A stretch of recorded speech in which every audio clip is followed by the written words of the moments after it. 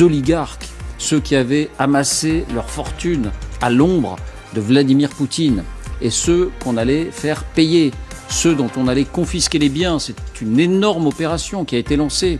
Je rappelle, certains ont parlé de 1000 milliards de dollars de biens à saisir, et puis plus rien.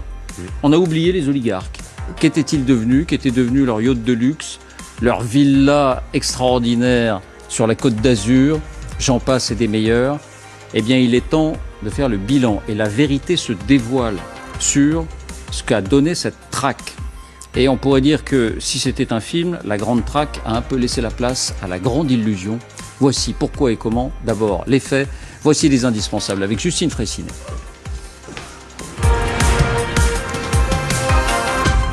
Bonsoir Justine. Bonsoir David, bonsoir à tous.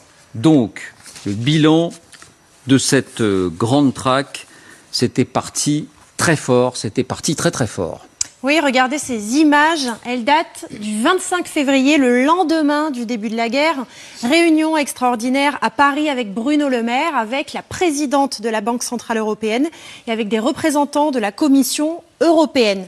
Et on clamait alors que l'un des nerfs de cette guerre, ça allait être l'argent. Oui, l'argent des oligarques. On espérait tout récupérer et peut-être même les convaincre de retourner leur veste et de lâcher Vladimir Poutine. Écoutez Bruno Le Maire. Nous allons livrer une guerre économique et financière totale à la Russie. Nous voulons viser le cœur du système russe. Nous visons Vladimir Poutine. Nous visons les oligarques. Ces sanctions, elles doivent frapper vite. Elles doivent frapper fort. Et il citait à ce moment-là un chiffre choc, 1000 milliards de dollars, 1000 milliards de dollars d'actifs russes que les alliés de l'Ukraine allaient bloquer. Et aujourd'hui, l'Express consacre une enquête à cette traque aux yachts et aux villas de bord de mer. Eh bien, résultat des courses pour la France, voici le chiffre. 1,3 milliard d'euros de biens ont été gelés en France depuis février.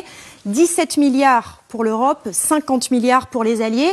Écoutez les détails de Béatrice Mathieu, rédactrice en chef au magazine L'Express, et c'est elle qui a dirigé cette enquête.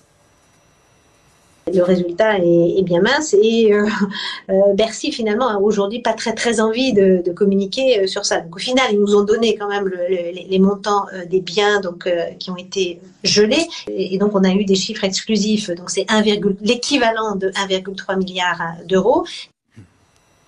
Alors rappelle les chiffres. 1000 milliards affichés comme ambition pour tous les pays alliés. 50 milliards, 9 mois après, on passe de 1000 à 50. Et en France, c'est 1,3 milliard. Donc, entre les paroles, les ambitions et le bilan, il y a un sacré écart. Alors évidemment, on se pose la question, pourquoi un tel décalage, Justine? Mais juste avant, quels sont les biens au final? Qu'est-ce qui a été gelé? Eh bien, il existe une liste, un inventaire de tous ces biens. Il comprend une soixantaine de villas et d'appartements. Où ça? À Paris, à Courchevel, à Antibes, le Lavandou ou encore à Saint-Jean-Cap-Ferrat. Exemple, cet hôtel particulier parisien que vous allez voir, il appartient à Alexei Kouzmitsev, milliardaire russe qui a fait fortune dans la banque et dans l'immobilier. Il était dans le top 10 des fortunes russes avant le début de la guerre. On parle de plus de 2000 mètres carrés en plein cœur de Paris, avec piscine, spa, ascenseur à voiture, le tout avec une vue sur le jardin des Tuileries. Ascenseur à voiture. Exactement, ascenseur à voiture. Mais Kouzmitsev est aussi privé de cette villa que vous allez voir à Saint-Tropez, là encore avec toutes les commodités, vue mer, terrain de tennis, piste d'atterrissage pour ses hélicoptères, valeur estimée à 58 millions d'euros. Dans cette liste, on trouve aussi 6 yachts. Exemple, l'Amorevero qui appartient à Igor Sechin, proche de Vladimir Poutine.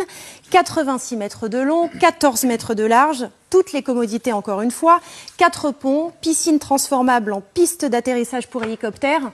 Il est immobilisé depuis quelques mois dans le port de La Ciotat. Valeur estimée 150 millions d'euros. Et puis dans la liste, on trouve aussi 6 hélicoptères, notamment celui de Roman Abramovitch, oligarque russe bien connu. Voilà, donc évidemment ça fait de l'effet quand on dit ça comme ça, l'ascenseur à voiture, j'en passe, c'est des meilleurs, mais on voit que la valeur est finalement très très mince, en tout cas par rapport à ce qu'il était possible d'espérer. Alors pourquoi, Justine, la montagne a-t-elle accouché d'une souris ?